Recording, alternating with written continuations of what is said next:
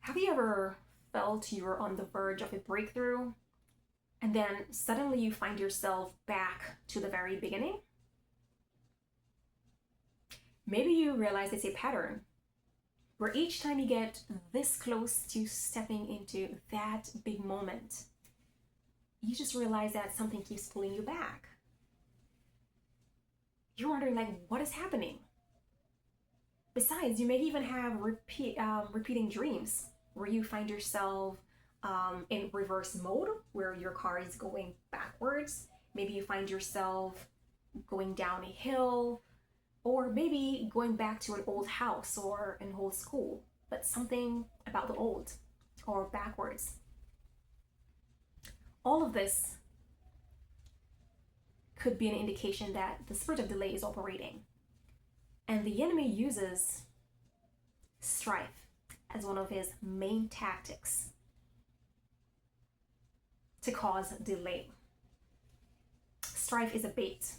It's a bait the enemy uses, and so we gotta outsmart him. You know, in Genesis 13, it gives the account of Abraham and Lot. So the story of Abraham and Lot, where they went out from Egypt, right? And in the land that they were now dwelling, and it wasn't able to contain all that they have. It wasn't able to accommodate them because Abraham was wealthy. Well, Abraham, before his name was changed. He was wealthy, so he had a lot of possessions. But we're also told that Lot had a lot of things too. And so there was strife between the herdsmen. So there was strife between Abraham's herdsmen and Lot's herdsmen. And naturally, if there is strife between the herdsmen, then the masters would be, engaged in some of that too, right? But what's interesting, Abraham said to Lot, let there be no strife between us. Let there be no strife between our herdsmen. Okay? Look at the land. Just take whatever you want. Just go. If you go left, I'll go right. If you go right, I'll just go left. Just take it. Of course, we know Lot saw the lush green plains and he decided to take it. But this is what really, gets me interested.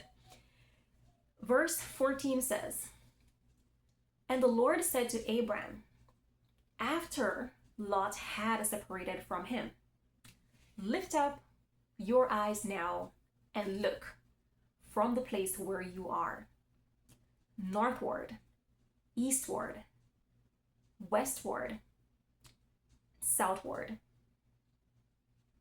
For all the land which you see, I give to you and your descendants forever. Now, I think this was intentional, where the verse mentioned that after Lot had separated from him. It was after he left that God revealed this promise to him. And so when you think about it, with all the strife that was happening, right there was all the promise, but Abraham just could not see it. And he just didn't hear the voice of God, concerning this, until after the strife ended. Now, it's the same with us. When there is when there is strife, your blessing could be right there in front of you, but you just can't see it. It's in harm's reach. You just can't see it. You just can't hear the voice of God concerning that for you. Strife, it destroys. It keeps you stagnant. It causes delay, setback. All that has to do with the enemy's goals.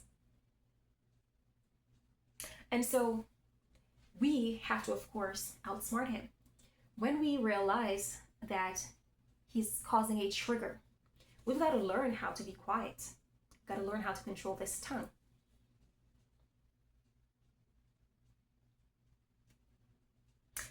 Whatever it takes, if it means even using our fingers to keep these lips together, to not engage in any form of argument, then it's something that we'll have to do.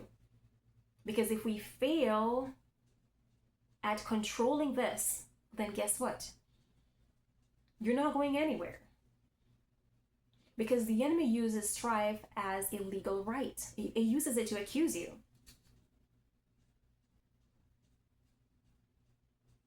So this is something that we have to recognize. The enemy's tactics, and do our part.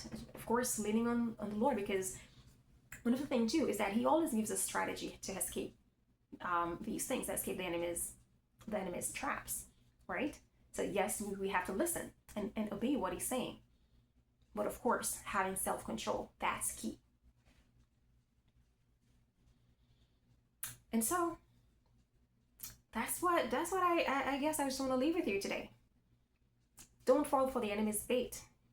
Don't allow strife to keep you in bondage any longer. You can move forward and possess the land that God has for you, starting today. So, God bless you. Until next time.